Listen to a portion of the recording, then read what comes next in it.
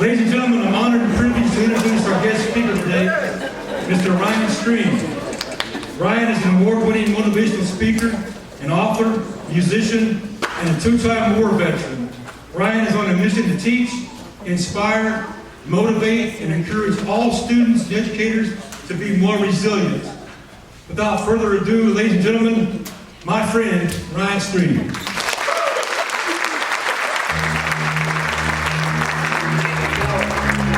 Ready for takeoff. I remember. How's it going, Weiser? I daydreamed of Hollywood and all the interviews. I gave them my all. I called my mom. Mom, did you listen to my song? Turn your radio on. Because one day, someday, the rest of the world will sing along. I went from homeless boy to junkie to hero. 1,000 views, then I added a few more zeros. A million views starts with one. As she hung up the phone, she said, son, whoever catches this ball gets $100.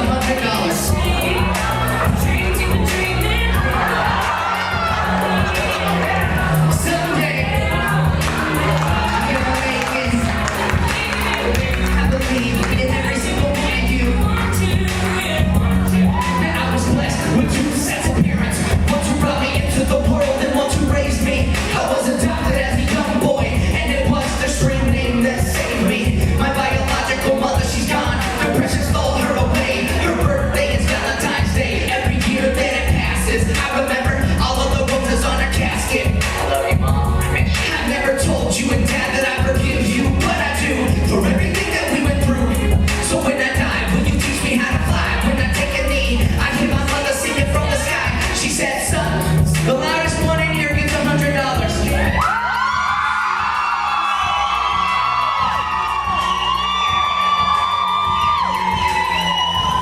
She's still yelling. I believe. The best thing you can do as a father is show your children how much you love their mother. Dad, you're someone that I never had. I swing from a gallows across state lines. You and Mom traveled. 11 kids were adopted, and then you walked it to keep us together forever. I was excited about 1,000 views. Now I'm excited to show thousands of people what you and Mom do. Someday, you're gonna make it. I'm gonna make it. The dreams we've been dreaming. Someday, I'm gonna make it.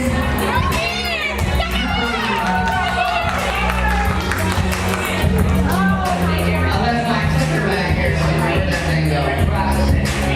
Alright, I'll just have you click it next. How's everybody doing today? Okay, not for $100. I would like somebody to catch this ball and actually catch it without dropping it. You stood last time. You got this. Here we go. Give it up. You know, something as simple as catching a ball. Who in here thinks that's pretty simple? Raise your hand. It's pretty simple to catch a ball. Who in here doesn't know, like my wife, who does not know how to catch a ball? And I would like you to be honest. Please be honest. If your mom and dad never took you outside and threw a ball and taught you how to catch, raise your hand. Thank you. Put your hands down. You see, a lot of the students, I lived in a homeless shelter, foster care, begged for food under a bridge when I was a child. I had a teacher that said, Ryan, you can do it. If you want to be a motivational speaker and a musician, you can do it. I had somebody that taught me. You see, some of the students don't have a mom and dad. Not that they're not loved or whatever it may be. Sometimes they don't get that attention at home. Now, I talked to some of you today. Some of you are coaches. My man. Some of you are just educators. Both. I said that for a reason. Both are educators. You see, a lot of times people see, oh my gosh, they're just a teacher. But whenever the coach is around, I know from experience, I'm 27. Just kidding, I'm 35. Whenever I see my coach, he's like, hey, what up, coach? My old teachers, oh hey, how's it going?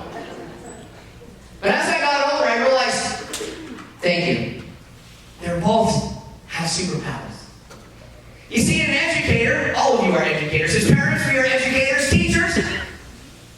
We educate students to get the information.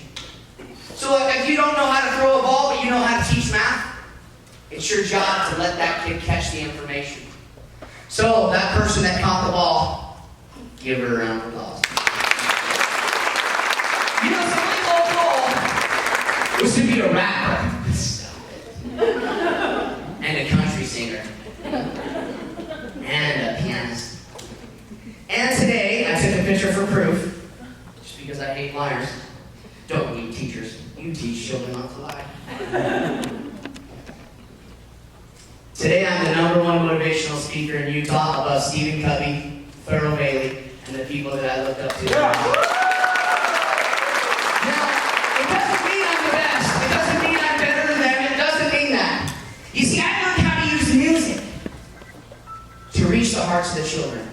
And it doesn't matter if I was in Afghanistan, if I was in Kuwait, if I was in many different countries around the world, or the 33 states that I spoke at. From corporations to classrooms, I realized people love music. Maybe not rap music, but there will be country songs shortly. But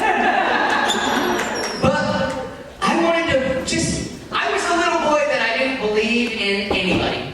You see, when I was in the 2nd grade, I just got adopted by a white family. Big deal to me. Stop it. I went in the bathtub. This is where it gets difficult. I went in the bathtub and I started scrubbing my skin. And I remember crying in the bathtub. I wanted to be white. My friends were white. My parents were white. You see, I was born in a community 3 times smaller than this one. Raised in a community, 1,900 people in my town. And there was a piano guy that came to my school. And I remember sitting in the back of the auditorium like the students are here. Shame on you guys, you sit up there. And I remember this guy, he sat down at the piano, but before he sat down, he said, "You can become whatever you want. No matter what happens in your life, you have the power to change it. You can do it." And I believed him. He sat down at the piano and he started playing different music. I remember going home that day and sitting on the piano. I didn't even know what to do, baby, but I played. And I had a teacher. Her name was Jackie Wilson. She wasn't a coach. She was an educator. And every time I came to school, she knew that I started to like the piano. And I was loud. I was a Tasmanian devil. And everybody around me, I would just get amped up so we all wouldn't listen. And she said, "Ryan, you want to know what? One day maybe you're going to speak and make a lot of money. And you need to sign up for the talent show." I didn't even know how to play the piano. But I was writing music. And I remember her talking me into playing my first talent find. How many did Utah's talent finds? I won. I did. There's probably only 3 people that entered, but it doesn't matter. A winner is a winner. And so I realized one day I'm going to get millions of views and perform all over the world. And today, I have done that. And I inherit Weiser, Idaho, to do that for you. So, artificial intelligence is taking over, right? If you're not using it, the kids in your classroom probably are. ChatGPT. Huh? Maybe that hasn't made its way up here into this country now. It has. All right, I was waiting for that. Everyone's like, "Who uses it?" Raise your hands. Nope, don't do that. So I decided to write a music video, and Eric Thomas and Les Brown were my heroes. Do you guys know Eric Thomas and Les Brown? I just shared this stage with Les Brown in Atlanta. And I decided to write a song and give them a little thank you. You guys ready to hear it? Yeah. If not, you can leave. I'm going to sing it anyway. All right, let's see. Mixed up the videos. This is called Hey Siri. A lot of times when I was depressed, you could hear about going to work twice, coming home, and wanting to take my life, take out their stuff. I would say, "Siri, how do I become successful? Siri, how do I be happy?" So I wrote a song. Can we turn the music up a tad? Because we're going to get loud with this in there. Hey Siri, can you tell me what's the key to success? I'm feeling lost. I need to unload some stress. Why am I not happy? Why am I feeling down? Searching for the answers they could never seem to be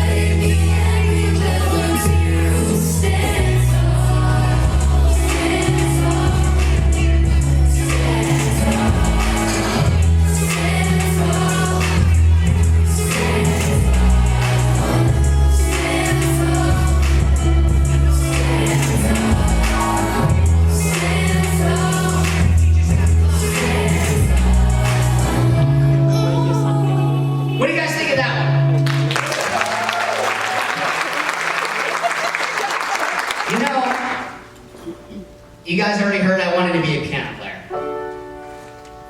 A couple of years ago, I was working in the coal mine, so believe me when I know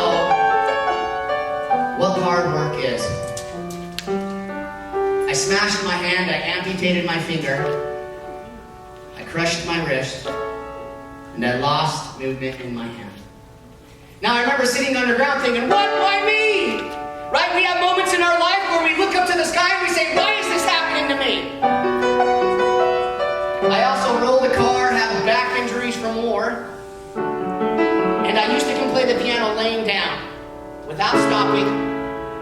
After my wrist injury and rolling the car, I thought, how am I going to do this? But I've learned with repetition, with consistency, determination, you can do anything you want. And I'm proving that.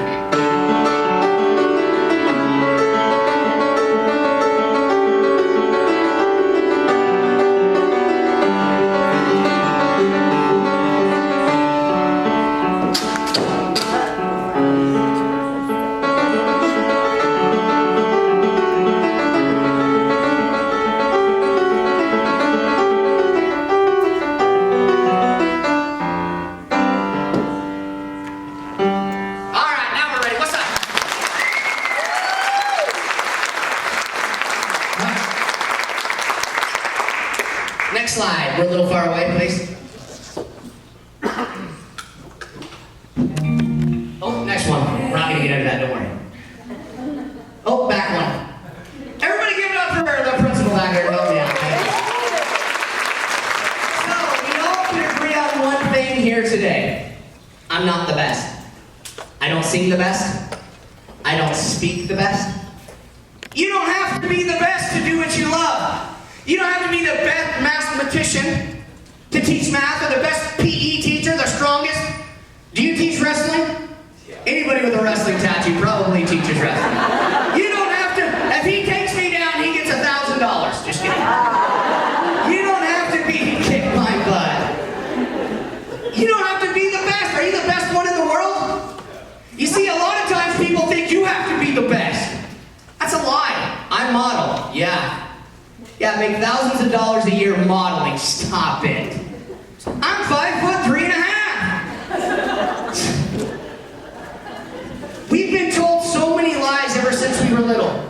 You have to sing the best. You have to be the best coach. You have to be the smartest. You have to be the tallest. You have to be the best looking. They're all a lie. You know, I decided to go back to college. I was the little boy in class. I'd raise my hand to read, and all the other kids would laugh at me. I had a learning disability. Not only that, I just didn't want to do what I was supposed to do. Procrastination was my theme.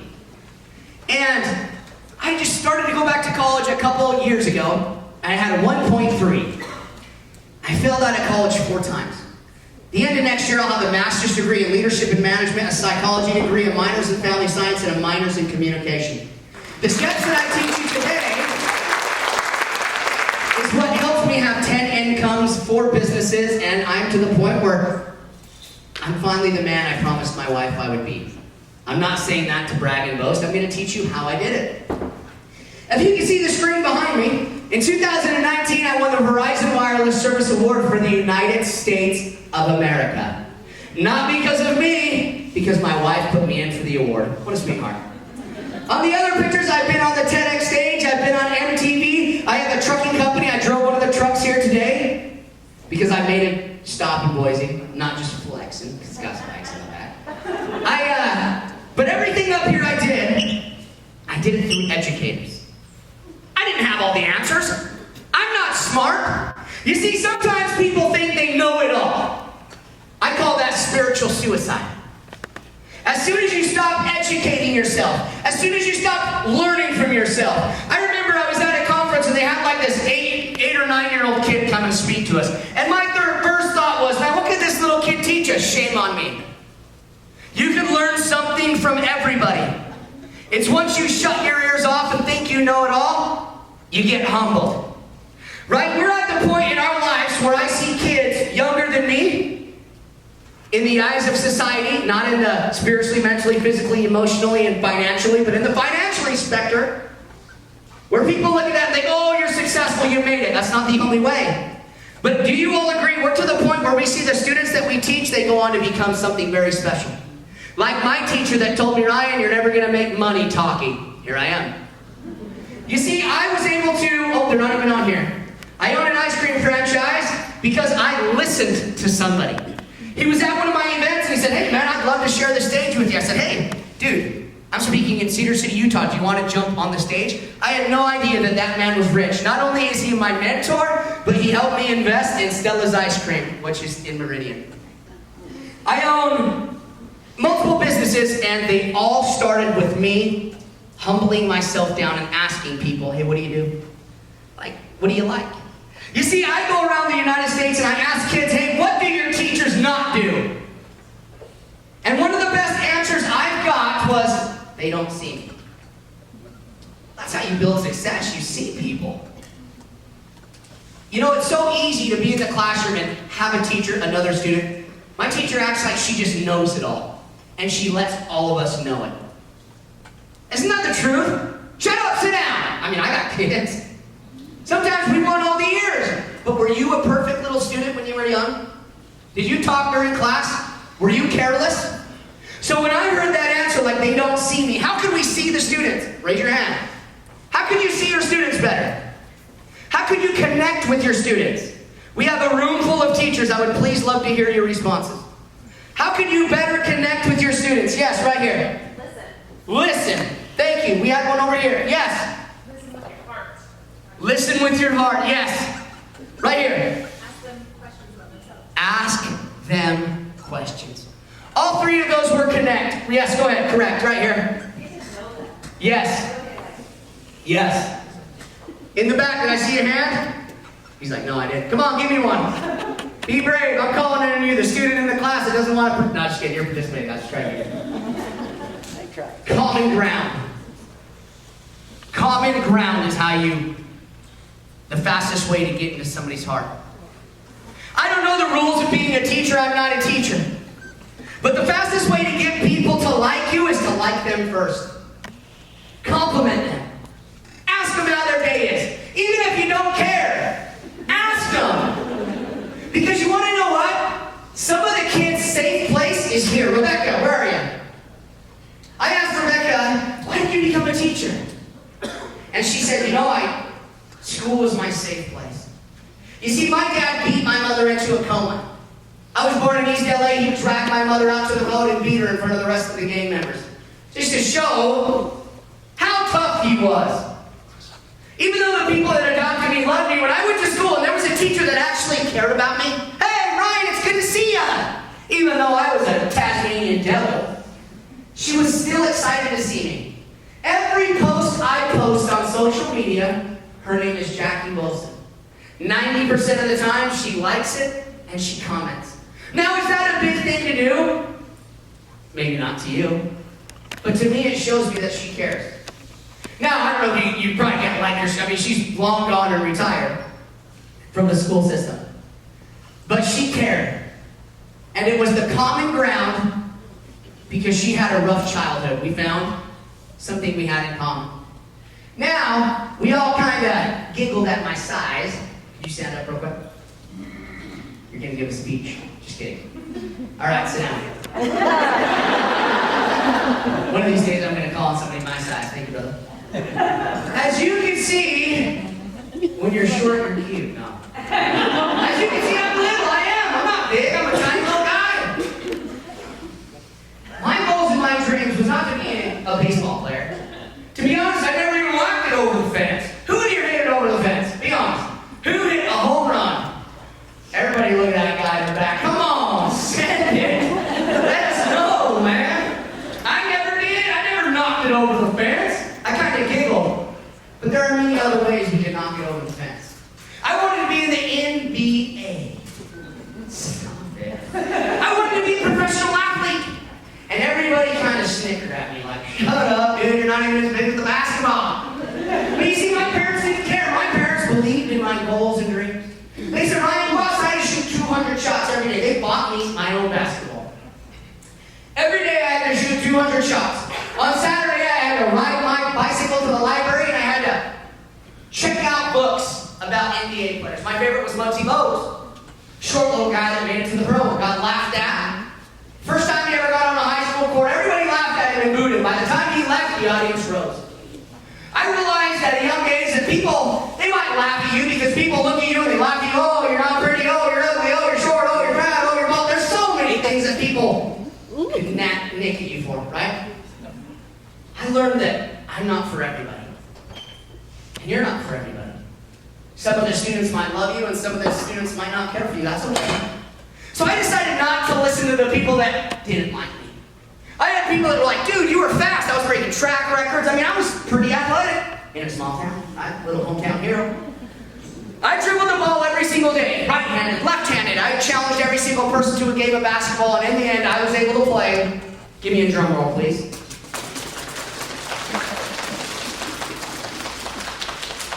Oh, we need more church. I was able to play for the Utah Jazz. I don't know. Clap your hands, sir. I made it farther from him. I was able to play for the Utah Jazz Basketball Association, the Junior Jazz League. It's a sign up, you play. I didn't make it very far. I learned once again at a young age that life doesn't go the way we plan. But it's always amazing the way that it does go. Talking with some of you here today, you didn't plan on being a teacher. But as soon as you stepped into the classroom, you realized that you loved it. This, next slide please. This is my best friend, my wife. As you can see, I'm taller than she is. Not by much, but taller's taller. I'm not silly, I'm not gonna marry a girl taller than me. Okay, I was seriously stepping on a rock. You can see it at my right foot. And I have the cowboy shoes on. You know, 7 years ago, my wife was gonna leave me. I got fired from a $39 an hour job. I read a book on how to be a millionaire, so I sold our house. I wanted to be a public speaker like those guys. So I took our credit cards and I started racking them out. Not only that, I was exiting the military for mental health, punching holes in my walls, waking up in the middle of the night searching for the enemy. I remember I would search my backyard. I'd have a knife in my hand and my wife would scream, "Ryan, please come back to bed.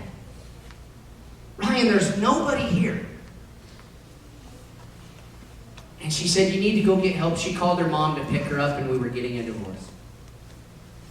And I remember telling her, I could change, please let me change. Bam, fired from my job. Had a meeting with the military colonel. "We're sorry, Sergeant Strain, but you're done." 13 years, 2 tours to Afghanistan. I was planning on retiring from the military, right? Life happens. These are one of the moments where I put my hands in my face and I'm like, are you kidding me? I'm nice to people. I'm kind to people. I compliment people. I'm the one that says hello first. Why is this happening to me? Once again, life happens. So I was in a car driving home with a plan. My mother took her life when I was in the 9th grade. A subject that I take very serious. Soldiers that I went to war with took their life when I came home. And I had a plan to run my car into a cement barrier 4.5 miles outside of town. I started to excel over 100 miles an hour and I was screaming, punching the windows. But I remember a thought. Why are you doing this? Do it, do it, do it, do it. You're worthless. You are slow. You are an idiot. You shouldn't carry a weapon. Everything that everybody ever told me was just bam, bam, bam, bam. But then right before I did it, something said, why would you leave your children like your mother and father left you? So I swerved the vehicle. And when I got home, my wife put her hands on me and she said, she didn't know any of this. But when I got home, my back hit the wall and I just started to cry. I said, I lost my job. I'm leaving the military. I've lost everything. And we had to move into a duplex in the drug side of the town. And she said, Ryan, I believe in you. I wrote my book, I Believe in You. It was an Amazon bestseller. You know, all it takes is for one person to say, you got this. Come on, baby, you got it. Let's go. You can do this. Be that person. Be the one. I remember I went to workforce services Before the building opened, before the building closed, I was there all day long. And the only job I could get was the coal mines. And I remember getting an interview and getting a job at the coal mines, and I just started to cry inside of my car, like, this is it. In the coal mines, it's tough work. You're wading around in mud and water all day long, and the roof is literally collapsing on you, and you gotta crawl out. Like, this is the best I can do? But sometimes doors close on you for you. I said, you want to know what? I'm not stupid. So I decided to get back in school, and on my days off, one thing I knew how to do is I knew how to work. I understood the power of consistency. So I started to flip homes, invest in businesses, and over the course of 7 years, well, that's where we're at today. But I could have never have done it without my wife. You know, every time I would leave to the military, my two little girls, on the right side, her name is Nixon. And on the left side, her name is Olympia. Nixon named Olympia. She was in the room playing with her dolls, and my little girl was playing with her dolls, and we walked by her room and said, hey, Nixon, who are you playing with? She said, my little sister. We had no idea my wife was pregnant. And I said, oh yeah, what's her name? She said, Olympia. My daughter on the right side is a two-time national ESPN champion in Orlando, Florida. She excels. But she doesn't excel just because of her parents. She excels because of coaches and educators just like you that expect those high standards. It's okay to be a little bit tough on these kids. Nowadays, it's you can't do anything. I get it. But if you appreciate them first, before the... Everybody likes to hear why. Well, why? Why are you mad at me? Even my kids, even your kids. But if you tell them why, hey, the reason why I'm being so hard on you is I know that you are capable. Everybody likes to know why. When I left to the military my very last time I went to war, my little kids were chasing me down the road. Dad! Dad, please don't go! Dad, are the bad guys gonna kill you? And then they FaceTime me. I'm driving down the road, I'm watching the FaceTime, and I said, I gotta go, I gotta go. I decided to write a song because that's the only thing I knew how to do. This song is what started my music career.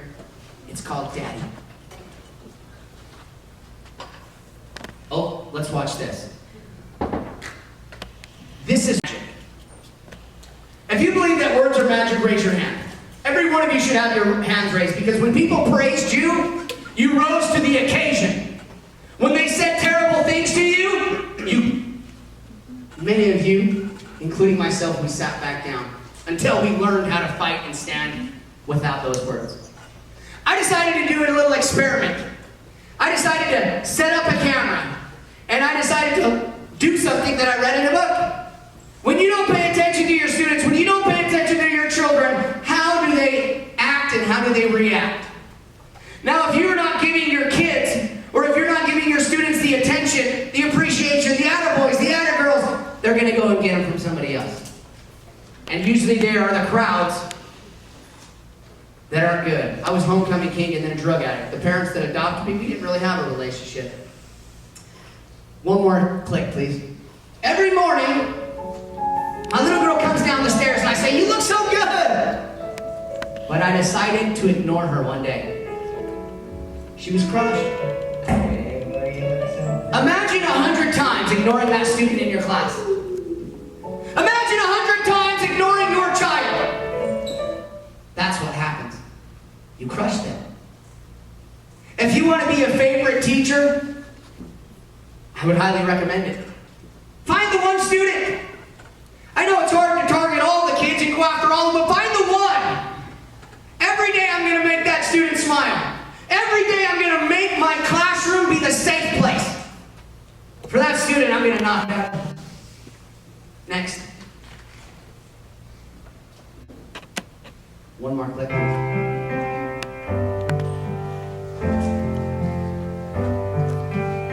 I hate when you cry, when I'm brushing your hair, or when you're in the dark and feeling a little bit scared.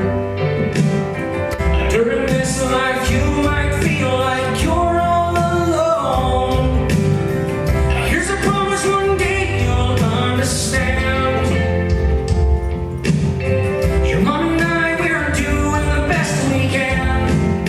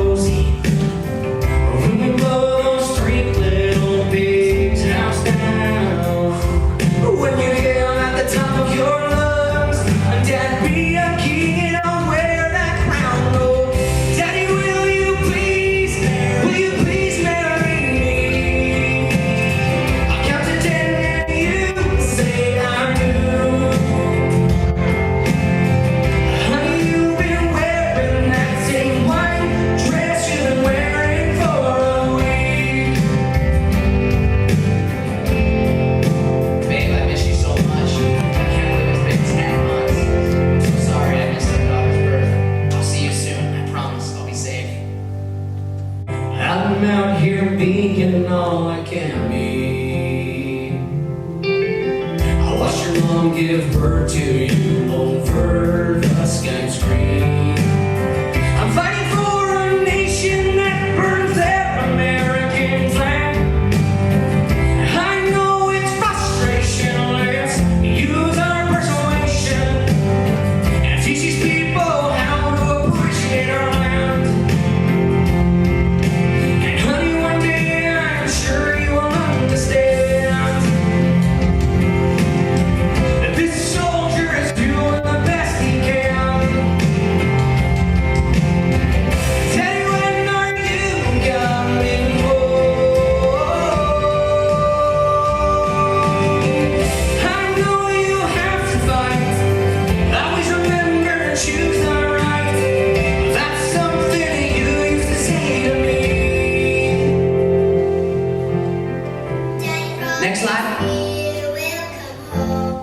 You know, when I got home from war, everything crashed. Everything. I realized I had to go back. I don't know what some of you are struggling with, but we're all humans. We all have the emotions: anger, sadness, depression, joy, triumph. We all have them. But in order for you to give your students the best, you have to be at your best. That starts with you. And the foundation where you need to start from is trust. You cannot build without trust. So when I lost everything, I had to go back to trust. I had to trust myself to overcome what I had gone through. You know, I told you a little bit about my life. We'll get into it a tiny bit, then I'm going to teach you the 5 steps. I told you I was born in East LA. My daddy beat my mother into a coma. He would drag my mother out to the road and try to be the alpha male. My mom escaped. My mom was brave. She grabbed us 3 boys and she got into the vehicle and she drove to Colorado. When we got to Colorado, my mom, she was poor, single mother. She had nothing. I remember we lived in this little house that we got from the government and our food stamps, and I remember my mom, she would get arrested. And one night, I decided I was going to save my mom. I was about 6 years old and I was a Ninja Turtle. Everybody called me a midget turtle, but I knew I had the power to break my mom out of jail. So as soon as the babysitter turned around and started to mingle with my brothers, I ran out the back door. I ran all the way to the jail, and I had a plan. I was going to break my mom out. So I started to circle the building, and I started to scream, "Mom! Mom!" And my mother came to the window. How's that possible? You see, back in the day, they had plexiglass windows with little teeny holes inside to let the air through the jail. I know this because I went to jail a dozen times. And my mom, she came to the window. Do you think my mother celebrated because I was a hero? What do you think she did? She told me to get my butt home with the infamous snap. So I decided to obey because she looked serious. And she was in jail, and I knew people in jail, it was hardcore. So I turned around and I started to run my little butt home, and I turned around and I saw my mother, her hands on this thing. What is this called? Windowsill. Where's her heart? She was on the windowsill, and she started to cry. And then she put her head down. That picture is stuck inside of my head. Now that I'm older, I have 2 little girls. If I got in trouble and they came to save me, because they're both little heroes too, my mother made choices that didn't only affect her, but they affected everybody around them. The choices and the decisions that you make, the leaders of the classroom, the words that you speak, the way you listen, the way you react, the way you act. It doesn't only affect you, it affects those little ears that are sitting in front of you. None of us in here are perfect. If you're perfect, raise your hand. Look around the room. The cameraman has his hand raised. Nobody is perfect. As soon as you humble yourself down and learn from these children, they will take an interest and learn from you. My mom, she got out of jail, and I remember my mom, she would always go on dates. Different men were always in my house. I don't know what they were doing to my mom, but I heard a lot of terrible things.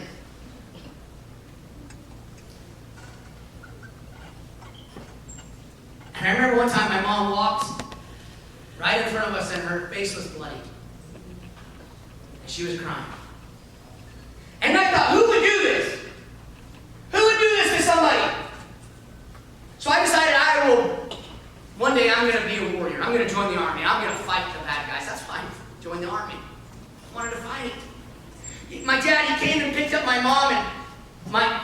brothers, we moved to Provo, Utah. To make the story very short, he lied to my mom. We were homeless. We had to walk around the town. We had to sleep in the bridge. We had to sleep in cars.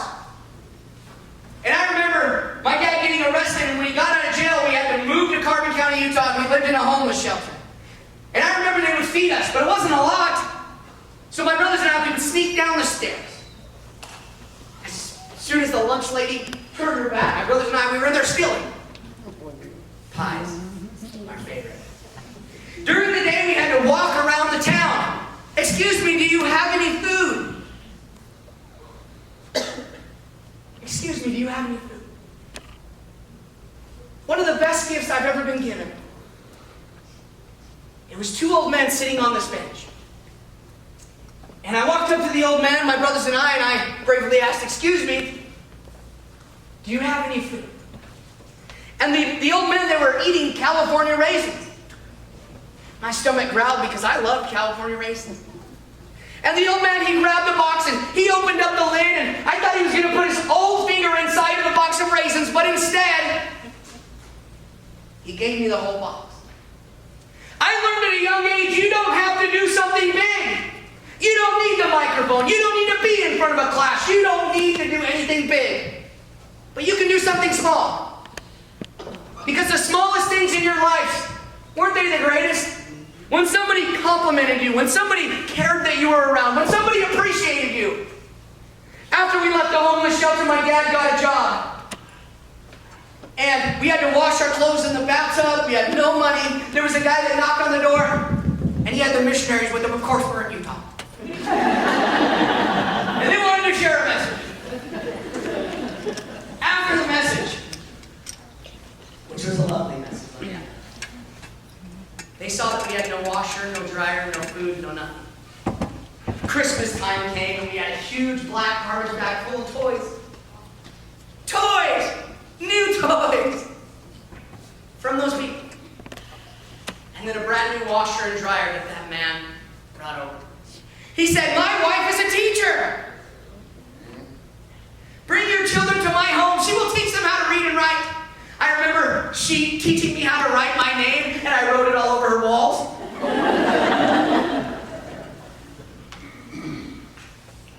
I remember we ran out of food, so we went back to the homeless shelter to eat. And my dad got drunk. Or he was on drugs, I don't know. And he started to punch the windshield, and he started to scream, there are devils inside of our vehicle. My brothers and I, we were screaming in the back seat, and soon, red and blue lights soon began to chase us. The police officer gently placed my dad on the ground. I remember I was so sick of seeing my parents get arrested.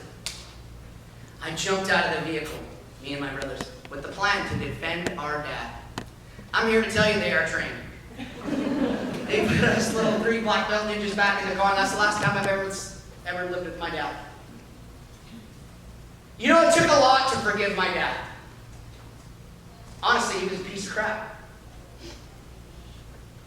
But years later, that first song, I forgive you and Mom, I forgive you and Dad. And now my mom's screaming from heaven, son, someday you're going to make it. You know, my dad, I remember him being in the shackles when we got adopted, with no chance of adopting us or keeping us, but he said, I want my kids, I want my kids. And then showing up to my wedding. The only job he probably can get is he's been hit by 2 cars, a motorcycle, he has brain injuries like anything crazy. He's just not there, he forgets. He got fired from his job because he came and attended my wedding. He didn't have enough money, so he borrowed the money from my brother. You know, I disliked my dad for what he did to my mother and what he did to us, throwing my brother when he was crying. But you see, my dad, he grew up in the back of a moving truck. His dad had, I think, 27 kids. Yeah. Him. Like, seriously. Not in a good way. There's no good way. Stop it. Dylan's going to kick me out of here.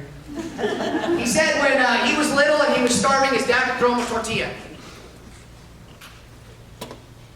I don't know what's going on in your life or what trauma or what traumatic, but today just start with trust. Forgive everybody that's ever affected you. Every student that yelled at you. Every student that didn't give you the attention that you deserve. When you go into this school year, you just say, I am going to be the best. Back there and before every one of my shows, I say this. I'm the best. Nobody's better than me. I will succeed. They are my words of affirmation. Say those every time you go into the classroom. You might not change the world, but you can change one life, and one life has the domino effect of changing a family tree. Next slide. This family changed my life. This is my teacher that adopted me. And a police officer that met my dad in jail. Pretty awesome, huh? Now you know I have crushes on teachers. I love teachers. I love them. I remember getting to their house. We've been there before, but I remember this time was different because I had a Happy Meal in my hand. And I had a family that loved me. The police officer, I remember that we were getting ripped apart in the foster care system. And there was a police officer driving up the road. I remember looking out the window and my little heart was racing because I knew he was going to take me away. I knew he was going to take my brother away. But when he knocked on the door, he said, there's a family that wants to keep you. I looked in the back of the cop car. My brother's trying to get out. He got taken away. He couldn't get out, so we ran over each other. We opened up the door and we embraced each other. So when we got to this house, they had a Nintendo. You guys know what I'm talking about, the duck game. I played that thing forever. And they had a trampoline. I was the size as a preschooler until I was in the 8th grade. So everybody would grab me, pick me up, and slam me on the tram. I didn't care. I had a smile on my face when I was getting beat down because I got to jump on the tram. The second best gift I've ever been given, it was on my birthday. I got spoiled. I got a brand new pair of clothes and a pair of light up shoes. You guys know what I'm talking about. She's like, yeah, so light up shoes. Once again, small gifts have power. Next slide. My parents taught me how to make good choices. This was me when I would have been one of your students. Not bad. I had dimples. That's, man, where did those things go? I was the homecoming king. Yes, Lord Farquaad did it. I joined the military. Truth is, I got cut from the basketball team. So I decided I wanted to be in the special forces. So I started to train. See, when I was younger, my leg almost got cut off because I had blood clots. And wrestling season was coming up, and I didn't want to tell my parents because I wanted to wrestle. And it got to the point where I was almost dead. They couldn't even put me on a helicopter because they were afraid I would lose my life. But I was resilient. Like, I didn't care, I was going to wrestle. And so I got out of the hospital, I started on my bike, my parents were freaking out, but I was going to make it. And then I decided I'm going to do something better than wrestling, better than basketball. I was going to be in the special forces. So I started to train. I was the fastest one in my battalion. I could do 100 push-ups, touching my chest to the ground, none of that cheating stuff. And I was running 11-minute 2 miles. That was back in the day before all these gazelles started growing up. These kids are crazy, huh? 5-minute, 4-minute miles. Dang. I don't sound that cool anymore because these kids are awesome. I graduated with honors. I came home. Next slide. I got addicted to drugs. You see, I started hanging around the wrong people. In this picture, I was $30,000 in debt. Failed out of college. I think this time was my second time. Used all of my loans to go bargain on drugs. I had the cops looking for me. I sold on a police officer. You see, I was the kid that was in shackles in front of the judge in tears, saying, Your Honor, I want to change. I want to change, please. There was a unit going to Afghanistan, and I begged to go with them, and they said, no. You can't go. We don't like troublemakers. And I said, please, this is all I have. You see, I was breaking into apartments to sleep, sleeping on my friend's couch at the college dorms. Thank you, UVU. And, next slide.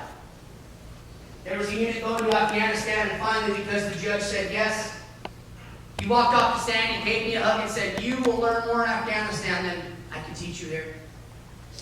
First night in Afghanistan, we were ambushed. We had no ammo. By the time we left, 23 of the 32 I was with was blown up. And one was killed. You see, I remember going outside and crying. I didn't understand what depression was, really. I had depression my whole life. I didn't understand what PTSD was. I didn't know those things. But I remember going out and crying, and I have a story that hopefully will help you. Some say it's a corny story, but it's my favorite story. When I was dating my wife, I typed this thing up because I knew it would be the perfect gift. Now the story hangs in my daughter's bedroom. I was crying, and the very next day, blessings, I got a letter from my sister. She said, Ryan, I heard a story, you're going to love it. And it was about an old man. Every day the old man liked to go to the shoreline to do some writing. He was a poet. Some of you may have heard this story. He went down to the shoreline where he noticed there was a little boy. He said, little boy, what are you doing? And the little boy said, well, the tide's just right. I'm grabbing starfish and I'm throwing them into the water. And the old man laughed at the little boy and then said, there are hundreds of thousands of starfish. Look, there are hundreds of miles of shore. But the little boy said, well, I'm throwing them into the water and the waves will grab them and pull them back in and they'll live. You'll never make a difference, he said. The little boy leaned down and grabbed one starfish. He threw it into the water and he looked at that old man and said, I made a difference to that one. As soon as I read that story, I realized, oh my gosh, I could change one person. Next slide. You see, a blessing of being short is everybody that's young is the same size as you. So I gave them clothes, gloves, boots. And I was standing on top of the vehicle and I threw out candy and I'd beatbox and rap. They thought I was Chris Brown. I told them I'm Chris Brown. They went crazy. They couldn't even understand what I was saying. They just wanted candy. But it made me feel good. Once again, I learned the power of kind words and giving. Next slide. Over there they have nothing. I love to stand and give, hug, love. But the children were putting bombs on their bodies. The Taliban. And as soon as we would throw out pieces of candies, the little kids would blow themselves up. You are no longer allowed to get out of the vehicle. Especially you, String. I got made fun of all the time because I loved the kids. Other soldiers didn't care for them. Running people off the road, the only vehicle they probably got for years and years and years. Other soldiers would laugh and I would tear up. You freaking whoosh, why are you crying? Run them off the road, they could have a bomb. But I knew what it was like growing up with nothing. And watching that dad on the side of the road that you'd run off, put his head down, his family in back and crying because you had to. Because many times they'd have explosives in their vehicle. There was a little boy and a little girl that came up to our vehicle and they wanted food and candy. And I said, get away! My sergeant said, Stream, open up the door and give out one piece of candy. I obeyed. I threw out one piece of candy. The little boy about 10 years old, the little sister about 5 years old. Of course, the older brother ran over and grabbed the piece of candy. We've witnessed girls grab the piece of candy before. And everybody in the village beat them. Women are treated less than animals in that country. And in about 80 countries around the world. But that little boy turned and gave his sister a piece of candy. The only piece of candy. So we jumped out of the vehicle and we gave him as much food and candy as he could carry. We realized that no matter where you're at in life, there is good people. But a couple hours later, the little boy came back. We thought he was good. And he was hiding something behind his back. The little boy, he started to get closer and closer to our vehicle. And we started to freak out. We called it over the intercoms. We put the weapon on the child when he wouldn't stop and the gunner fired. He fired a pinfire over the child's head, which is a line of defense. He got startled, but he kept coming. So I turned the camera to record. So when we took this little boy's life, we had probable cause. The little boy, he kept coming, but then he stopped. Finally, the little boy stopped and he showed me what was behind his back. It was the third best gift I've ever been given. An egg. A chicken egg.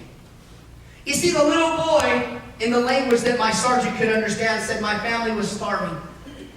Just like that starfish story, the little boy said, you made a difference to us.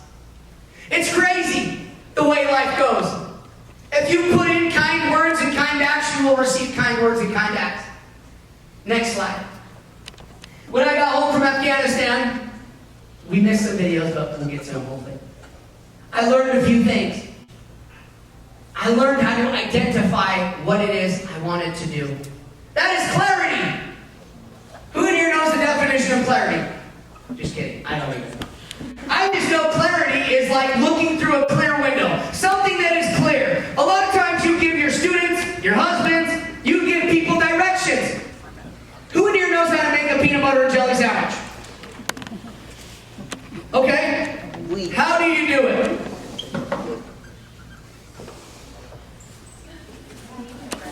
I need what? Bread. I need 2 slices. See at the end where, no, see the opening. There's probably going to be a tie or a clip. Take that out. Now open up. You'll reach your hand in and take out 2 of the pieces. Sure, that works. There you go. Yeah. Lay them side by side on the table. Don't press it down unless you like mushy. Do you have something you can spread, like a knife or it doesn't have to be sharp. Yeah, so the knife is the flat one. Yeah, that. Okay. Can you separate them off from each other and that make it easier to use? Okay. Do you have a jar of peanut butter? Yes. Okay. Can you take it out of where you have it? And take it out of it. Okay. You're going to need to take your hand and turn that off. If you need help, let me know. I can help you open it. Okay, taking it off. Okay, if that was paper that you lost it, you need to take that. That oil stuff, you have to take it off. However it works for you. You might, so yeah, then you take that. Okay. Take your knife, put it inside. I like a lot of peanut butter, so just take, yeah. And then you're going to take 1 slice of your bread, and you're going to spread this right side, yeah, edge to edge. Just cover the whole thing. With the knife. I mean, if you want to use your hands, sure, but yeah. Let me see how you can I check it? That's pretty good. Okay. So, do you have some jam or jelly? What flavor did you get? Raspberry. Oh, you did good. Okay. Well, that's fine. Take that set off. Set that lid down. Like you did the peanut butter, you're going to take your knife and you're going to scoop some jam, put it on the other side or on top of the peanut butter. Either way it works. Okay, spread it around. Okay, want to see that here? Oh, that's good. You can put some more though. You got some blank space. Try to cover all of it. Yeah. Okay, and then take 2 pieces and you're going to put them together. Match them up the best you can. It's all in your hand. Yeah, and then just. Okay, now you gotta eat it. Okay, for time's sake, usually I have everybody in the room write down their directions and nobody is ever that specific. But because you had the time, you had the attention, and you watched me do it, that's clarity. You see, a lot of times coaches, teachers, you tell your students to do something. You already expect that they know how to do it. When I was building my businesses or going back to school, it took me to walk into the room and say, I don't know what to do. I need you to teach me how to crawl, I need you to teach me how to walk, and I need to teach you how to run. Success, there's no way to reinvent the wheel. It's clarity, specific steps. So when you are talking to your students, sure, talk to them like a baby, but treat them like an adult. Just like that. Because I didn't have very many teachers that did that. I did not. Until I got into college, there was a teacher named Miss Hanneman. She was my English teacher. I said, I struggled. So she said, okay, Ryan, let's go to the mental health services. And she took my hand and walked me to the place that I needed to go to get help. Your students need clarity. Next slide. Technically, I think I mixed these up because it's an old one. The first step is choice, and then clarity. Choice, it's your choice to choose. You can show up happy, sad, mad, joyful. Excited to be at school, or you can choose, oh, I hate these kids. Oh, I'm better than these kids. Oh, here's the homework. Oh, I'm just going to watch sports while I'm supposed to be teaching. You chose to be an educator. Nobody forced you to be here. So be there. Be the one. Next one is communication. Communication. Just like clarity, communicate with the children. That's why I love clarity so much. Next slide. Connection. What are some ways that we can connect with the students? We already went over this. Listen to them. Give them compliments. Find the common ground. That's your homework. Okay, this boy walks in. Okay, what's he like? What's his dislikes? What do we have in common? I can stand up here and motivate and inspire all of you, or try, but none of you get anything from this if there's no common ground. If you and I didn't have the mutual interest, you would have gained probably nothing from this. Next slide. Consistency. Doing the same thing over and over. Repetition. Just because you don't connect with the student one time doesn't mean give up. And it's the same with the children. Same with some of you that are going for higher education. It's consistency. I've learned this is where I shine. Not the smartest, not the most talented. All the students, Dave Justice, high school star, smart guy, math teacher. The dude was just like the top of the class. And he is successful in his field. And I always looked at him like, dang man, he's awesome, and he is awesome. But one thing I notice now, he can be more consistent with things. Next slide. The last one is courage. When the kids say bad things to you, you're ugly, you're fat, nobody listens to you, you're too skinny, you're too tall, your eyes are this way. Huh? I was a student, man. I remember I was in class, we had a substitute teacher, the lights went off, my buddy grabbed a broom, threw it at the teacher, and knocked her out. What? Stop it. Some of you we won't even ask about your life. But the teacher kept showing up. And I remember when she walked in the classroom after she got back from getting help, instead of screaming and yelling at the students, she said, I don't really appreciate that, and let me tell you why. The why. And I remember like, whoa, man, I'm never going to talk in her class again. Next slide. We have a couple minutes. This was a baseball song, but we're going to skip this, and I'm going to tell you one last story. Next slide. Next slide. This one. This is Ryan. Ryan had a disability. And everybody in Ryan's class in school would call him stupid. But you see, he had some teachers. And he had a principal. Principal Ben was his name. Every day Ryan would come to school. Mr. Ben, he was in a wheelchair. He was also handicapped. He would wheel his wheelchair to the front of the school and he'd say, Ryan, how are you? And he made it a goal to get to know all of the students in his school. And he knew Ryan wanted to play basketball. Although Ryan was handicapped, he'd still say, Ryan, you should try out for the basketball team. And he did. But he got cut. He was heartbroken. But every day he showed up to the girls' basketball team at 5:30 in the morning to rebound the basketballs. And then the boys. His senior year came, and the principal said, you should try out again, Ryan. And he did. And he made the high school basketball team. But he never got to play. So the students were so sick of seeing this, they walked up to the coach and said, Coach, we want you to put Ryan in. The coach said, I can't. This is a championship game. This is it. They said, if we get up by 15 points, will you put him in the game? And the coach said, okay. Get up by 15 points and we'll put him in. You can see the coach tapping Ryan on the shoulder.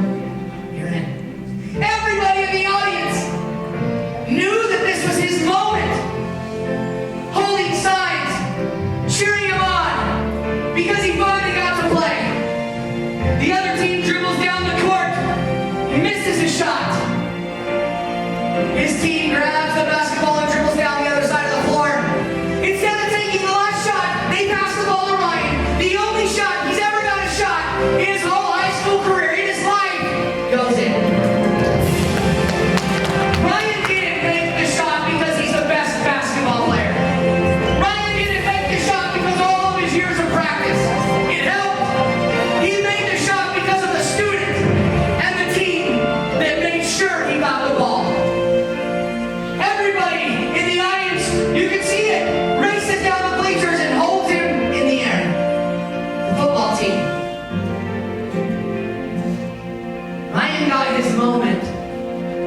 because of the people around him. Now, once again, you don't have to be the best teacher to teach or give a kid a moment. Whenever I go to a school and there's a piano, I say, who in here knows how to play the piano? I was in Richfield, Utah, this little boy, half my size, raises his hand, says, I can play. My wife was sitting right behind him, and everybody in the audience started to giggle. This kid was a foster kid, come to find out. He was bullied and picked on.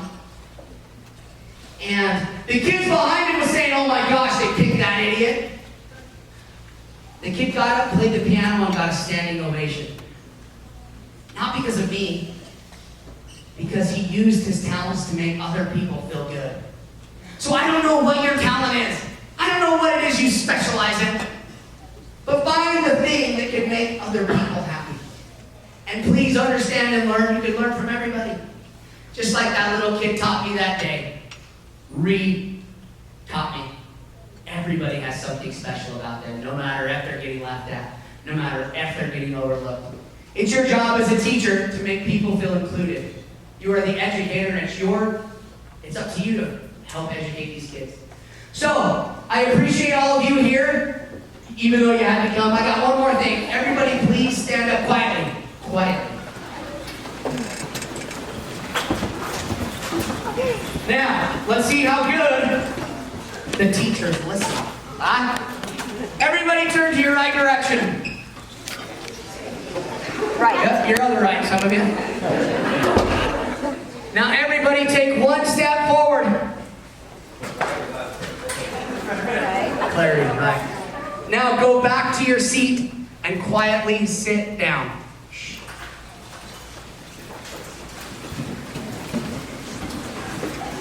They say the best motivational speakers and the best musicians are able to lift an audience out of their chair and make them take a step in the right direction. Well, I know everybody that's here today. Thank you so much for having me. Keep it up and give us sandwiches for everybody.